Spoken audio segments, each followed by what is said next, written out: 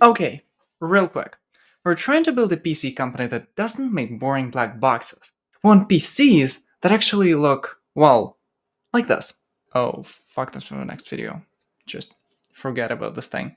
So the only issue is we're broke. Like, literally. Here's the plan. Build one PC, sell it, use the money to build the next one.